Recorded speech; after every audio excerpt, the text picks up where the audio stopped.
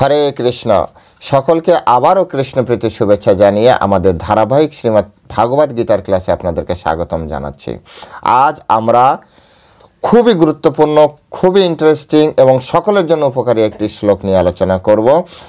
শুরুতে একটা ছোট্ট অনুরোধ, যারা আজ প্রথম এসেছেন চ্যানেলটা অবশ্যই সাবস্ক্রাইব করবেন, ভালো লাগলে লাইক করবেন, ভালো লাগলে আপনার বন্ধুদের কাছে শেয়ার করবেন ভিডিওটি, আর কমেন্ট সেকশনে আমাকে আশীর্বাদ স্বরূপ একটু হরে কৃষ্ণ লিখবেন, অথবা কোনো প্রশ্ন থাকলে অথবা আমার উন্নয়নের জন্য কোনো যদি অ্যাডভাইস থাকে কমেন্ট সেকশনে লিখবেন। হরে কৃষ্ণ। তো চলুন শুরু করি।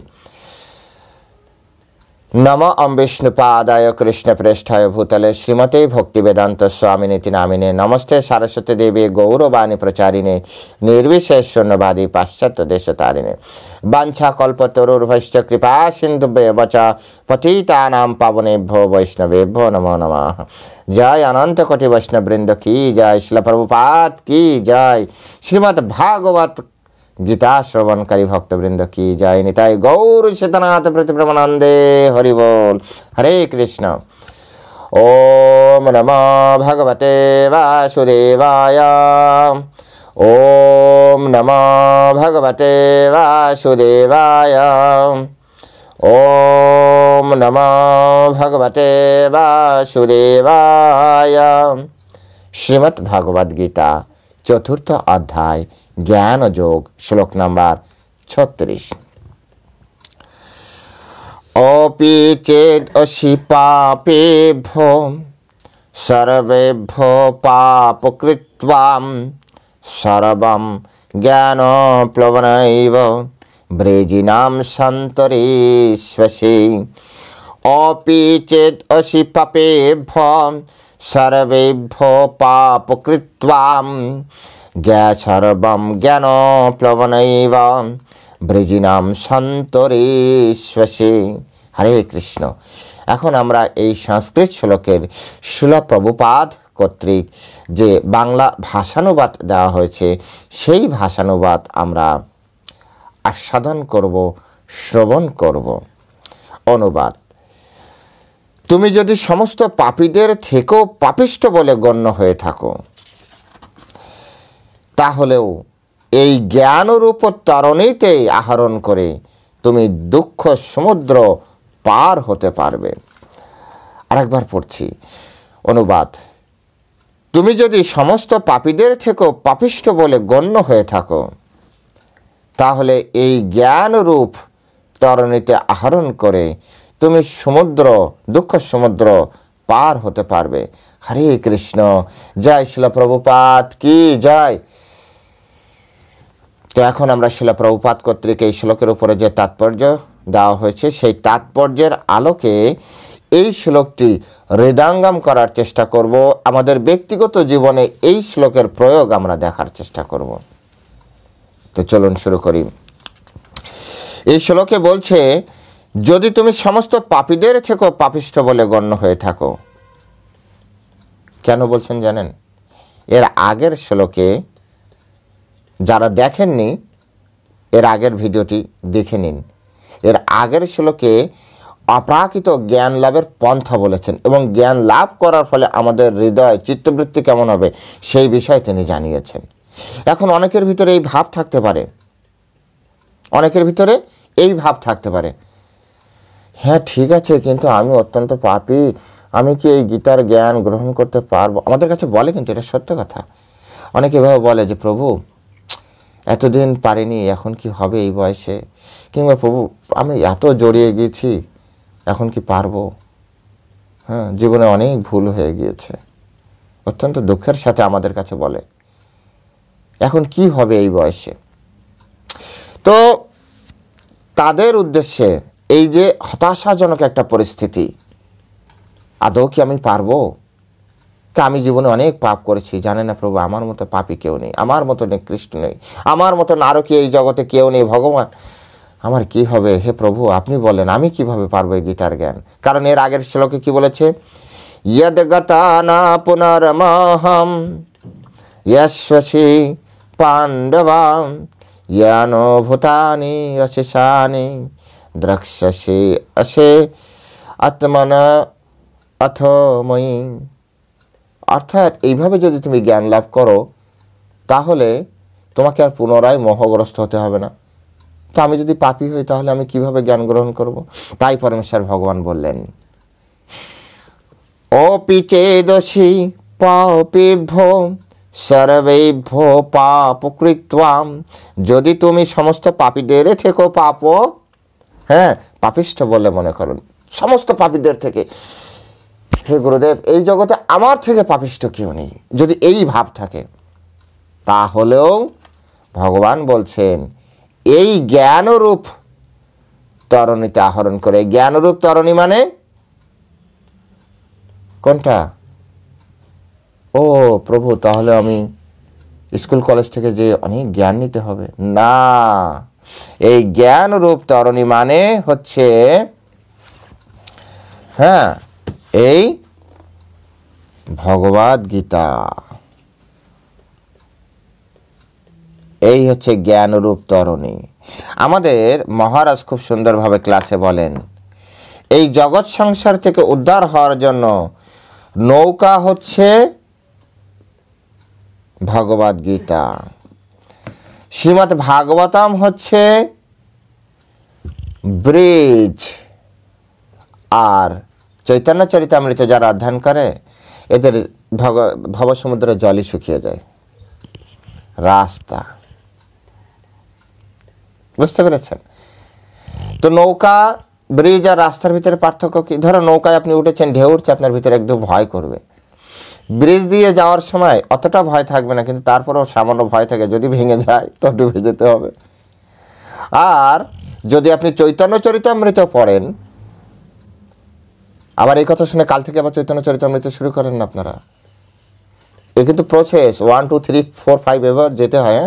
প্রথমে গীতার উপরে দখল আনতে হয়, তারপরে ভাগবতম শুরু করতে হয়, ভাগবতমের উপর দখল আসলো, তারপর চৈতন্য চরিতামৃত শুরু করতে হয়। তো আপনারা আশীর্বাদ করবেন। এই চ্যানেলে এক সময় যদি সুযোগ পাই, কৃষ্ণ যদি চায়, চৈতন্য মহাপ্রভু যদি চায়, তাহলে চৈতন্য চরিতামৃতও আলোচনা করার ইচ্ছা আছে। যদি আপনারা বেশি বেশি করে চ্যানেলটি দেখেন, সাবস্ক্রাইব করেন, আপনার বন্ধুদের কাছে পাঠান, তবে এত সহজভাবে সুন্দরভাবে, ঠিক আছে, উপস্থাপন করার চেষ্টা করব।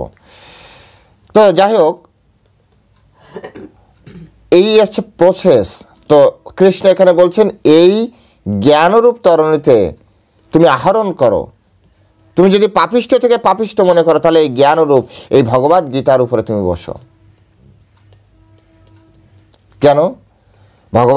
ভগবান কৃষ্ণ গীতার মাহাত্ম্য বলছেন, গীতা মে হৃদয়ম পার্থ, হে পার্থ এই গীতা হচ্ছে আমার হৃদয়। আর আপনি যদি এই গীতা ধরেন না, এই গীতা যদি এইভাবে ধরে বসেন হৃদয়ে, তো আপনি তো ভগবানের হৃদয়ে বসে আছেন। আপনার অত টেনশন কিসের? যে ভগবানের হৃদয়ের ভিতরে আছে তার কোনো চিন্তা থাকার কথা? যদি চিন্তা করেন এটা বৃথা চিন্তা। তো সমস্ত গৌড়ীয়, সমস্ত ইস্কন, সমস্ত আমাদের যে 4টা সম্প্রদায় আছে, তারা হচ্ছে ভগবানের হৃদয়ে বসে আছে। প্রত্যেকটা ভক্ত ভগবানের হৃদয়ে বসে আছে। তাই আমাদেরকে বুঝতে হবে, কারণ ভগবান বলছেন এই গীতা হচ্ছে নৌকা, চুপচাপ বসে থাকেন। শিল প্রভুপাদ বলেছেন এই ইস্কন অবশ্যই গোলক বৃন্দাবনে যাবে, ইস্কনের এই জাহাজটি। তোমরা চুপচাপ এই জাহাজে বসে থাকো, যদি কিছু নাও করতে পারো চুপচাপ বসে থাকো, একদিন না একদিন যাবে আর তুমি টুপ করে নেমে যেও। শ্রী শ্রীমৎ ভক্তিচারু স্বামী মহারাজ উনি আবার এই কথার সাথে একটু অ্যাড করেছে। অনেক সময় কি হয়, এক জায়গায় অনেক লোক থাকতে গেলে একটু ঝগড়াঝাটি হয় না, মনোমালিন্য হয়।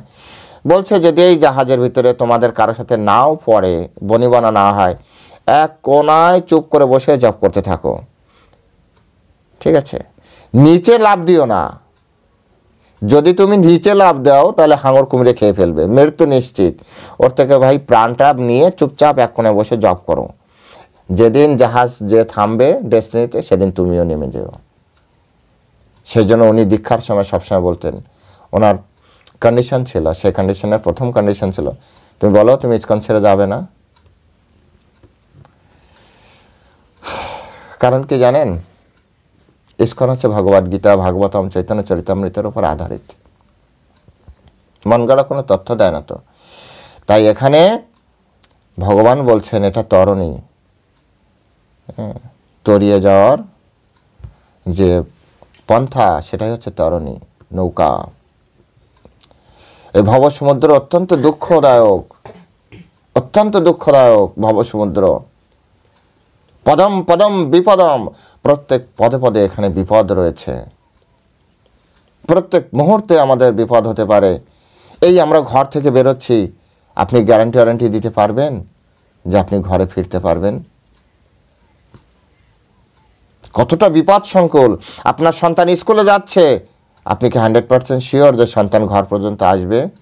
আমরা শুধু আশা থাকি, আমাদের আশা রয়েছে আসবে। আপনার সন্তানকে আপনি লেখাপড়া শেখাচ্ছেন, আপনি 100% কনফিডেন্ট যে আপনার সন্তান ভবিষ্যতে চাকরি করবে, বড় একটা কিছু করবে? আপনার আমার কাছে শুধু আশা রয়েছে, স্বপ্ন রয়েছে। এতটাই বিপদসংকুল পরিবেশে আমরা রয়েছি, কোনো কিছুই ফিক্সড না, যেটা করলে এটা হবেই। শুধুমাত্র ভগবানের নাম করলে এই জগৎ থেকে উদ্ধার হবে, এটা ফিক্সড। বলবেন প্রভু সব কিছু যখন ফিক্সড না, এটা কেন ফিক্সড হলো? কারণ এটা তো ভগবান বলেছেন না, এটা ভগবান নিজে বলেছেন। ভগবান নিজে বলছেন যে তুমি গীতারূপ এই তরণীতে বসো, তুমি এই জগৎ সংসার থেকে মুক্ত হয়ে যাবে। যদি আমি আপনি বলতাম না, তা এটাও 100% কনফিউশন ছিল, হলেও হতে পারে, না হলেও না হতে পারে। কিন্তু যেহেতু ভগবান বলেছে, জগৎ সংসারের মালিক, জগৎ সংসারের মালিককে কৃষ্ণ, জগৎ সংসার তৈরি করেছে কে? কৃষ্ণ। জগৎ সংসারকে ডিজাইন করেছে কে? কৃষ্ণ। এই জগৎ সংসারে থেকে আমাদেরকে উদ্ধার করবে কে? কৃষ্ণ। তো তিনি যখন বলেছেন, তাহলে আর অবিশ্বাস করে লাভ কি? সকলে মেনে নিয়েছে, আমরাও মেনে নিই। সকলে মেনে নিয়ে তো ক্ষতিগ্রস্ত কেউ হয়নি। আপনি বলতে পারবেন না গীতাকে মেনে নিয়ে কারো জীবনে ক্ষতিগ্রস্ত হয়েছে, লাভই হয়েছে। সুতরাং আমরাও মেনে নিই। তো এই জগৎ সংসারকে উদ্ধার, জগৎ সংসার থেকে উদ্ধার পাওয়ার জন্য আমাদের গীতার জ্ঞান খুব খুব সূক্ষ্মাতি সূক্ষ্মভাবে বোঝার চেষ্টা করতে হবে। নৌকায় বসতে গেলেও কিন্তু শিখতে হয়, জানেন তো। নৌকায় বসে আপনি এরকম এরকম করবেন, তো নৌকাও এরকম দুলবে। নৌকা দুললে আপনিও তাদের সাথে দুলছেন, তাতে নৌকার আরও ডিস্টার্ব। নৌকা কোন সাইডে গেলে আপনার ব্যালেন্স কোন দিকে যেতে হবে সেটাও আপনাকে শিখতে হবে। যদি যাদের নৌকায় ওঠার অভ্যাস নেই, আমরাও অনেকদিন নৌকায় উঠেছি, তো সেই জন্য আমি জানি। মামা বাড়ি যেতে গেলে নৌকায় করে পার হতে হতো, সেই জন্য আমি জানি। নৌকায় বসারও একটা ব্যালেন্স দরকার। নৌকায় উঠতে গেলে পা দেওয়ার জন্য তাকে শিখতে হয়। এখন তো মানুষ জানে না, শহরবাসীরা। নৌকায় যে একেবারে মাথা যে জায়গা এভাবে মিলেছে জায়গাটা, সেখানটায় কখনো মাঝি পা দিতে দেয় না কাউকে। কেন দেয় না সেটা আমি জানি না, সিস্টেম। নৌকায় উঠতে গেলেও নৌকার একটা সিস্টেম আছে, ঠিক আছে। মানে অত্যন্ত একটা কথা, জ্ঞান। নৌকায় বসতে গেলেও তার একটা জ্ঞান দরকার, অতটুকু কোয়ালিটি তো থাকতে হবে। একেবারে হাওয়া গোয়া বো বা কালা এরকম একটা দিলে তো আর হবে না, হবে। মিনিমাম একটা যোগ্যতা গড গিফটেড এটা থাকতে হবে, তারপরে যে ভগবান আরও কৃপা করবে। যেমন অনেক ভালো ভালো ছেলে মেয়ে আছে, কিন্তু সমাজে নায়ক নায়িকা কারো হয়? কারা নায়ক নায়িকা হয়? কাদেরকে বাছে? যারা এই সমস্ত ভালো ভালো ছেলে মেয়েদের ভিতরে টপ ক্লাসের, উচ্চ লম্বা মিষ্টভাষী, সুদর্শনা এরকম, এরকম কিছু হবে। তারপরে অ্যাক্টিংয়ে কিছুটা পারদর্শী থাকবে। ঠিক একইভাবে গীতার জ্ঞান গ্রহণ করার জন্য আমাদের যে যোগ্যতা, সেই যোগ্যতা পাপীরাও পারবে, কিন্তু তার ভিতরে ওই যে এর আগের দুটি শ্লোককে মেনটেন করে আসতে হবে। যারা পড়েননি পড়ে নেবেন, যারা শোনেননি শুনে নেবেন, তবে যে না আপনি পারবেন। এটা চলছে কত নম্বর শ্লোক? 36 নম্বর শ্লোক। তো আপনি এটা শুনলেন, ও তাহলে আমি হয়ে যাব। তো আপনাকে মেনটেন করতে হবে, 35, 34 মেনটেন করে আসতে হবে। তবে যে আপনি কোয়ালিফাইড। এর জন্য ওটাও শুনবেন। আর আমি তো বলি সবগুলো শোনেন, না হলে তো এটা তো প্রিন্সিপাল না, একটা ছাড়িয়ে গেলে তো গেল। ভগবান শ্রীকৃষ্ণের সঙ্গে যে সম্পর্ক রয়েছে, সম্পর্কিত হয়ে আমাদের স্বরূপ উপলব্ধি করা এতই মাধুর্যময় যে তা অজ্ঞতার সমুদ্রে যে জীবন সংগ্রাম তা থেকে আমাদের সঙ্গে সঙ্গে উদ্ধার করে। যখন কেউ একজন কৃষ্ণের সাথে যুক্ত হয়, কৃষ্ণের মাধুর্যময়ী সেবায় যুক্ত হয়, এই যে সুখ প্রাপ্তি, এই সুখ প্রাপ্তি এই জড়জগতে অনেক কষ্ট করে সুখ প্রাপ্তির থেকে অধিক সুখময়। এই ভবসমুদ্রে এই জড়জগতে আমরা যে সুখ উপলব্ধি করি, সেই সুখের জন্য যতটুক পাই, ধরে নিন সুখ পাচ্ছি, কিন্তু যতটুক সুখ পাচ্ছি ততটুকের জন্য আপনাকে কতটা কঠোর পরিশ্রম করতে হচ্ছে আপনি বলুন। ধরুন আপনি ক্লাসে ফার্স্ট হতে চান, তো কমসে কম আপনাকে তো একটা বছর কঠোর পড়াশোনা করতে হবে, দিন রাত পড়াশোনা করতে হবে, তবে যে আপনি রেজাল্ট হাতে নিয়ে কয়েক মিনিটের জন্য আপনার সুখ প্রাপ্তি হবে। কয়েক মিনিটের সুখের জন্য আপনার পুরো বছর শেষ। ঠিক একইভাবে জীবনের শেষ বেলায় যে আপনার বাড়ি হবে, গাড়ি হবে, এই করতে যে আপনার সম্পূর্ণ যৌবন আপনি লাগিয়ে দিলেন, ইনভেস্ট করে দিলেন, গাড়ি বাড়ি হলো, টাকা পকেট ভরা, কিন্তু বুট চাবানোর মতো দাঁত আপনার আর রইল না, থাকলো। আপনি যে বাইরে বাইরে ঘুরতে যাবেন, শরীর সাপোর্ট করছে না। আর এতদিন বাইরে আপনি পরিশ্রম করতে করতে যেদিন আপনি ঘরে ফিরবেন না, লিখে রাখেন আজকে আমার নাম এবং ঠিকানা তো দেওয়া, মোবাইল নাম্বার দেওয়া আছে। যারা দেখছেন পরবর্তীতে যে বুঝবেন, যারা শুধুমাত্র ফ্যামিলির সুখের জন্য ফ্যামিলি থেকে ডিটাচ হয়ে দিন রাত খাটছেন না, এই ফ্যামিলি থেকে আপনি আসলে বাদ হয়ে যাচ্ছেন, আপনি জানেন না। স্লো অ্যান্ড স্লো ফ্যামিলি আপনাকে ভুলে যাচ্ছে, আর আপনিও ফ্যামিলিকে ভুলে যাচ্ছেন। যেদিন আপনি ফিরবেন, রিটার্ন ব্যাক করবেন, হ্যাঁ ফিরে আসবেন, সেদিন ফ্যামিলি কি বলবে জানেন? ও তুমি এসেছো, ঠিক আছে বসো। সব থেকে বড় উদাহরণ কি জানেন? যারা বিদেশে থাকে, যাদের সন্তান এখানে বসে মানুষ হচ্ছে, বাবা শুধু টাকা পাঠাচ্ছে, 10 বছর পরে এসছে।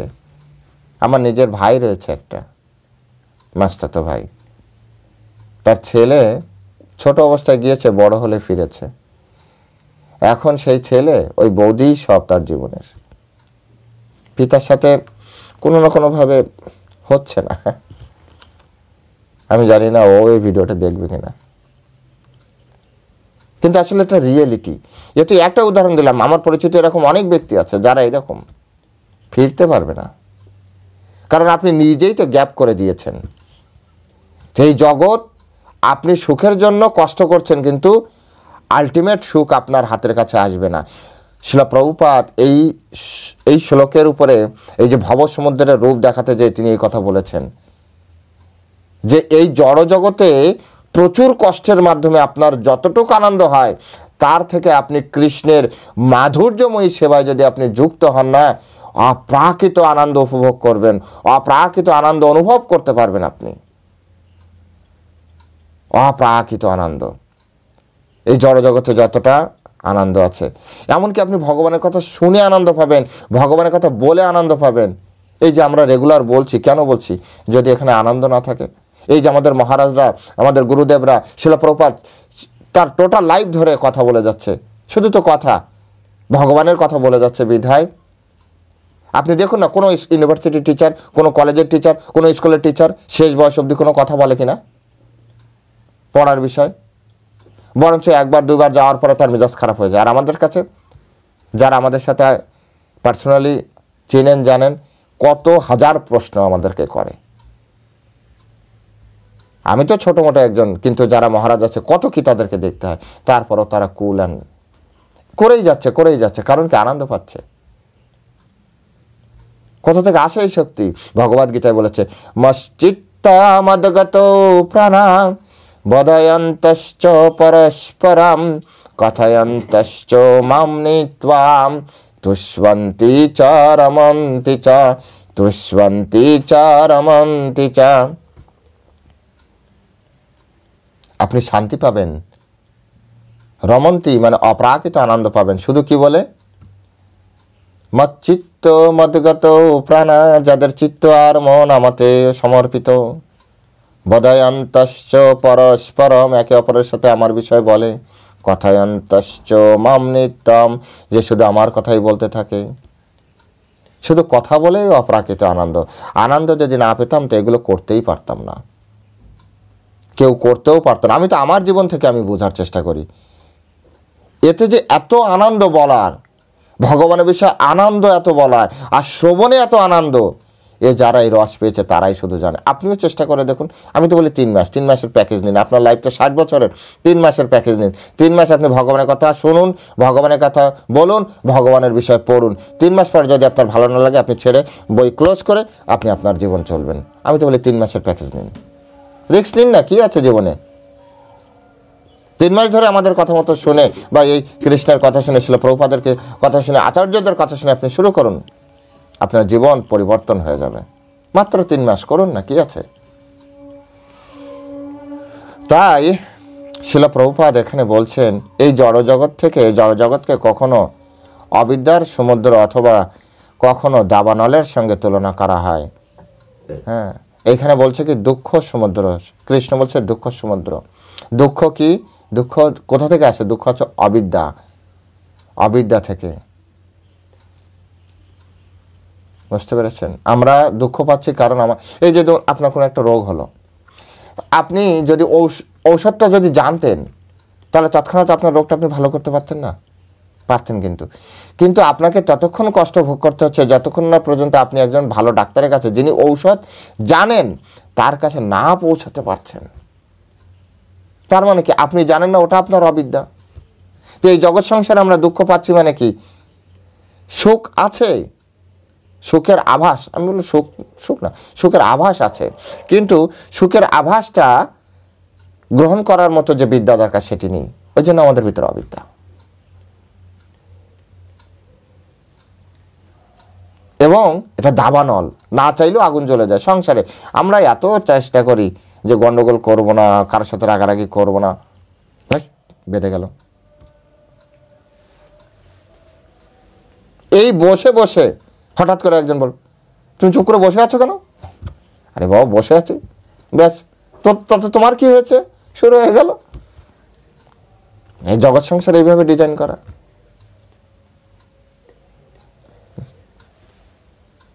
জগৎ সংসার বয়স্ক ব্যক্তিরাও একই রকম। তুমি অমুক দিকে তাকালে কেন? বয়স হয়ে গেছে, তার পাশে লোক বলছে তুমি ওদিকে তাকালে কেন? এমনি দেখলাম। দেখবে কেন? আমি পাশে আছি, তুমি ওদিকে দেখবে কেন? শুরু হয়ে গেল। এটাকে বলে দাবানল। না চাইলেও ধুপধাপ করে আগুন জ্বলে যায়।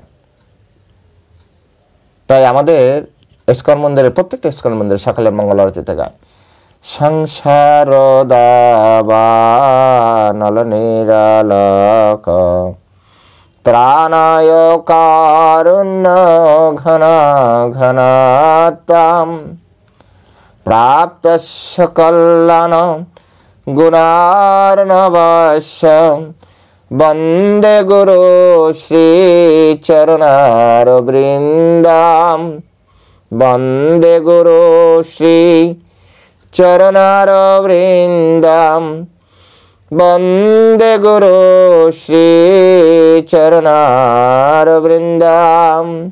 ওই গুরুদেবের, গুরু কৃপা হি কেবলম, গুরুদেবই আমাদেরকে রক্ষা করতে পারে। এখানেও সেই কথাটা বলছে, এই দুঃখময় সমুদ্র থেকে, দুঃখময় জগৎ থেকে একমাত্র গুরুদেব। বুঝতে পেরেছেন? শিল প্রভুপাদ এভাবে সুন্দরভাবে আমাদেরকে বোঝাচ্ছেন। অতি সুদক্ষ সাঁতারু যেমন সাঁতার কেটে সমুদ্র পার হতে পারে না, ঠিক তেমনি এই জড় জগতের যে জীবন সংগ্রাম, তা দূর অতিক্রমণ নিয়া। এই জগৎ সংসারকে আপনি সাঁতার কেটে পার হতে পারবেন না। গুরুদেবের কৃপা লাগবে। গুরুদেবের কৃপা ছাড়া আপনি এই সমুদ্র থেকে উদ্ধার হতে পারবেন না। তো বেকার চেষ্টা করে লাভ নেই যে আমি একটু টেস্ট করে দেখি। টেস্ট করলে তো আপনি দুঃখ পাবেন। একজন আগুনে হাত দিয়েছে, হাত পড়ে গিয়েছে, আপনি চিন্তা করছেন আদৌ কি হাত পড়বে, আমি একটু হাত দিয়ে দেখি। এটা একটা বোকামি না? হাত পড়েছে, যে হাত দিয়েছে তার হাত পড়েছে, আপনি এটা শুনেই বিশ্বাস করেন? নিজের টেস্ট করার দরকার কি? খারাপ বিষয় টেস্ট করার দরকার কি? ভালো বিষয় টেস্ট করে দেখেন। সাধুরা এই গীতা পড়ে সাধু হয়ে গেছে, এই বিষয়ে আপনি টেস্ট করে দেখেন তো। জগৎ সংসারে সবাই কষ্ট পাচ্ছে। সেদিন গীতা মেলা ক্লাসে আমি বলছিলাম, অনেক পিতামাতা বসে আছে, আমি বলছিলাম আপনারা কি আপনাদের সংসার জীবনে সুখী? হাত তোলেন। কে সুখী? কেউ হাত তোলেনি। আমরা কে মিনিমাম কিছু না কিছু দুঃখ পেয়েছেন, হাত তোলেন। সবাই হাত তুলেছে। আমি বললাম আপনি যদি মনে করেন জগৎ সংসার দুঃখময়, তাহলে আপনার সন্তানকে কেন সংসারের ভিতরে জোর করে ঠেলে দিচ্ছেন? বিয়ে কর, বিয়ে কর, বিয়ে কর, সন্তান তৈরি কর, নাতিপুতির মুখ দেখবো। তা আপনিও কষ্ট পেয়েছেন, আপনার সন্তানও কষ্ট পাবে। সবার মাথা নিচু করে। আসলে তো ঠিক কথা, কিন্তু মায়া, এটাকেই বলে মায়া।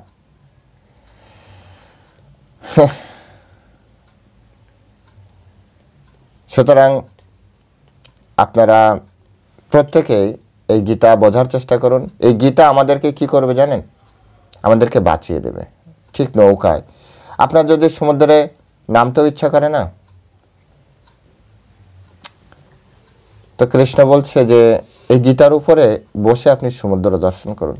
সমুদ্রে সাঁতার কাটার দরকার নেই, কারণ সমুদ্রে এক, আপনি সাঁতার কেটে উঠতে পারবেন না। দুই, সমুদ্রের ভিতরে অনেক ভয়াবহ জন্তু আছে, মাছ, অত্যন্ত ভয়ঙ্কর প্রাণী আছে।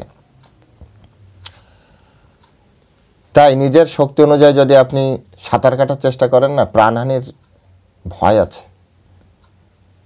তাই কৃষ্ণের এই যে পন্থা দিয়েছেন যে কখনো যদি সমুদ্র দর্শনের ইচ্ছা করে, সুন্দর একটা জাহাজে করে আপনি সমুদ্র দর্শন করুন। ভয় তো আছে, ওখানেও যাওয়া যায়। সে কি যেন একটা জাহাজ ডুবে গেল, টাইটানিকের মতো জাহাজ ডুবে যায়। ভয় তো আছেই, কিন্তু কমসে কম ভয়, কমসে কম আপনি সাঁতার কাটার থেকে তো রিস্ক কম, তাই না? সেজন্য কৃষ্ণের এই কথা মেনে নিন। জীবনে যদি টেস্ট করে কোনো কিছু আপনাকে গ্রহণ করতে হয়, তাহলে গীতা টেস্ট করে একবার গ্রহণ করুন না। আপনার সংসার ভালো চলবে, আপনার জগৎ সংসার ভালো চলবে, আপনার ইহজগৎ এবং পরজগৎ উভয় জগৎ ভালো চলবে। আপনার বন্ধুর সাথে আপনার ভালো রিলেশন হবে, আপনার স্ত্রীর সাথে আপনার ভালো রিলেশন হবে, আপনার স্বামীর সাথে আপনার ভালো রিলেশন হবে, আপনার সন্তানের সাথে আপনার ভালো রিলেশন তৈরি হবে। এই জগতের সমস্ত জীব, এই জগতের সমস্ত ব্যক্তির সাথে আপনার ভালো রিলেশন হবে। সকলে আপনাকে সম্মান করবে, সকলকে আপনিও সম্মান করতে পারবেন। সেজন্য গীতা পড়ুন। এই অনুরোধ রেখে আজ এখানেই এই শ্লোকের বিশ্রাম প্রদান করছি। সকলে ভালো থাকবেন। আর যেতে যেতে একটা অনুরোধ, যারা সাবস্ক্রাইব করেননি এখনই চ্যানেলটি সাবস্ক্রাইব করে নিন। আর যাদেরকে আপনি জানাতে চান তাদের কাছে ভিডিওটি পাঠিয়ে দিন। হরে কৃষ্ণ। জয় শিল প্রভুপাদ কি জয়।